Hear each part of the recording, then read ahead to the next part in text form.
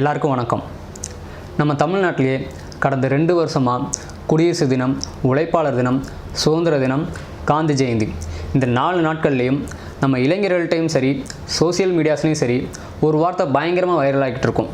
அது என்ன வார்த்தைனா கிராம சபை. அப்படிப்பட்ட கிராம சபைனா என்னன்னு தெரிஞ்சுக்கணுமா? இதைத்தான் நீங்கள் முதல்ல தெரிஞ்சுக்கணும்.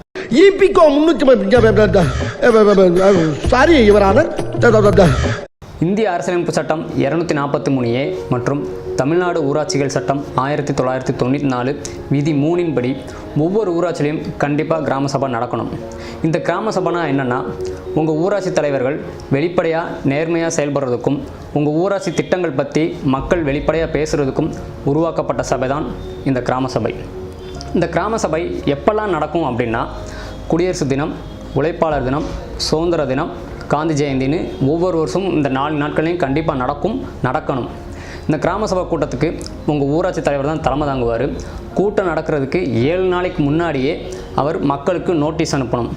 கூட்டம் சரியாக காலையில் 11 மணிக்கு ஆரம்பிச்சிடணும். இந்த கிராம சபை கூட்டத்தில் யாரெல்லாம் கலந்துக்கலாம், எத்தனை பேர் கலந்துக்கலாம் அப்படின்னா, உங்கள் ஊரில் இருக்கிற வாக்காளர்கள் எல்லாருமே கலந்துக்கலாம். ஆனால் அதில் ஒரு சின்ன கண்டிஷன். உங்கள் ஊரில் மொத்தம் 500 பேர் இருந்தாங்கன்னா குறைஞ்சது 50 பேராவது கண்டிப்பாக கலந்துக்கணும். 501லேருந்து 3000 பேர் இருந்தால் 100 பேரும், 3001லேருந்து 10,000 பேர் இருந்தால் 200 பேரும், 10,000க்கு மேலே இருந்தால் கண்டிப்பாக குறைஞ்சது 300 பேராவது கலந்துக்கணும்.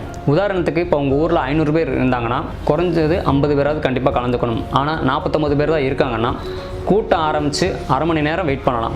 அதுக்கப்புறமும் 50 பேர் கணக்கு வரலைன்னா நீங்கள் அந்த கூட்டத்தையே கேன்சல் பண்ணிவிட்டு இன்னொரு நாள் அந்த கூட்டத்தை நடத்தலாம். அதுக்கு பேர் தான் சிறப்பு கிராம சபை கூட்டம்னு சொல்லுவாங்க.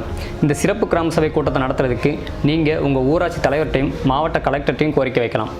இந்த சிறப்பு கிராம சபை கூட்டத்துக்கு நான் மேலே சொன்ன விதிகள்லாம் பொருந்தும். இப்போ உங்கள் எல்லாருக்கும் ஒரு சந்தேகம் வரலாம், பக்கத்து ஊரில் இருக்கிற ஒருத்தர் எங்கள் ஊர் கூட்டத்தில் கலந்துக்கலாமான்னு. தாராளமாக கலந்துக்கலாம். ஆனால் அவர் வெறும் ஒரு பார்வையாளரை மட்டுமே கலந்துக்க முடியுமே தவிர உங்கள் ஊர் கூட்டத்தில் அவர் கருத்து சொல்ல முடியாது.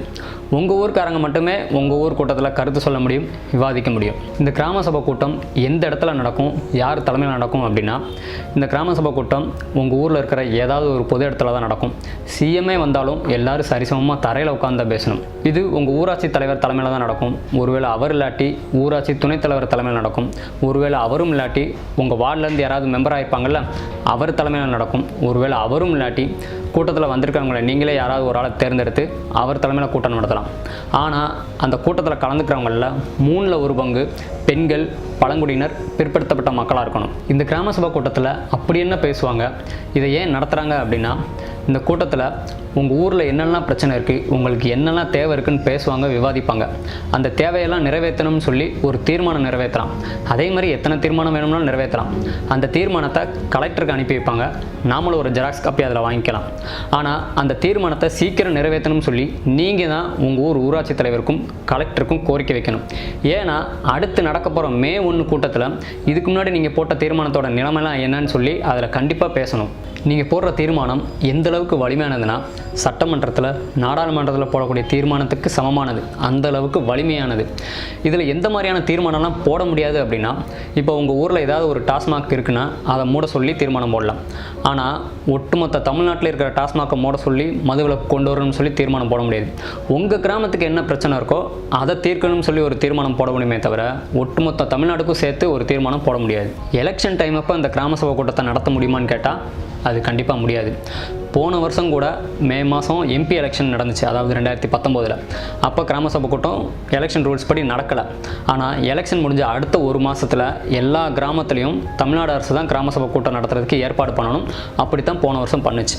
சரி, கிராம சபையில் தீர்மானம் போட்டாச்சு, அது சரியாக போகுதா இல்லையா, நிறைவேறுமா நிறைவேறாதா, நம்ம ஊராட்சி தலைவர் கரெக்டாக தான் வேலை பார்க்குறாரா இல்லையா, இல்லை ஊழல் ஏதாவது பண்ணிட்டாருன்னா என்ன பண்ணுறதுன்னு தெரியாமல் இருப்போம். இப்படி ஊராட்சியில் நடக்கிற முறையீடை விசாரிக்கிறதுக்குன்னேவும் ஊராட்சி முறைமன்ற நடுவர் சட்டம் அப்படின்னு இருக்குது. இது 2014 கொண்டு வந்தாங்க. ஆனால் இதில் சில திருத்தங்கள் கொண்டு வரணும்னு சொல்லி சட்ட வல்லுநர்கள் சொல்கிறாங்க.